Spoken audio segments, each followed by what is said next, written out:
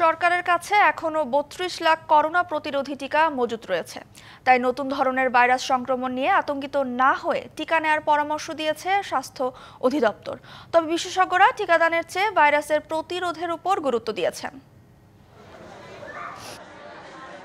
২০২১ সালের পর করোনা সংক্রমণ কমতে থাকায় কেবলমাত্র বিদেশগামী যাত্রী ছাড়া ধীরে ধীরে কমে আসে করোনা প্রতিরোধী টিকা নেবার প্রবণতা।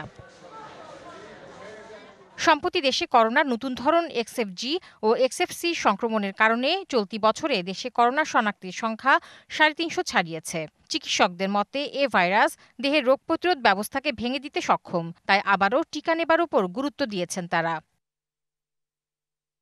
স্বাস্থ্য অধিদপ্তরের তথ্য মতে এখন সরকারের হাতে ৩২ লাখ ফাইজারের টিকা মজুত আছে। এর মধ্যে গত ২ মাসে ১৭,২০,০০০ ডোজ সব জেলায় পাঠানো হয়েছে। একনল অ্যাডভান্সড হাইজিন সোপ, এবার জীবাণু ধুলাবালি ঘাম ক্লিন বোল্ড। টিকা প্রায় আমাদের ৩২ লক্ষের মতো মজুদ আছে। তার মধ্যে ১৭,২০,০০০ অলরেডি আমরা সিভিল সার্জন অফিসে পাঠিয়ে দিছি, আর ১৪ লক্ষের একটু বেশি আমাদের কাছে মজুদ আছে। মন্ত্রণালয় নির্দেশনা দেবে যে কতগুলো টিকা কিনবো, কার মাধ্যমে কিনবো, পরিকল্পনা আমরা করব। এখনও এ ব্যাপারে সিদ্ধান্ত হয় নাই।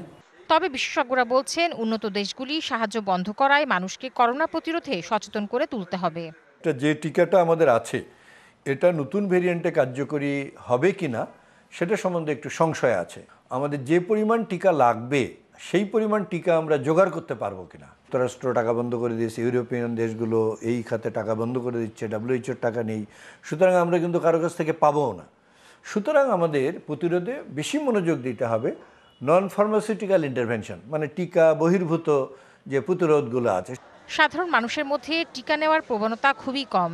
এ নিয়ে প্রচারণা চালানোর তাগিদ দেন তিনি। Tahsina Jesy, DBC news, Dhaka.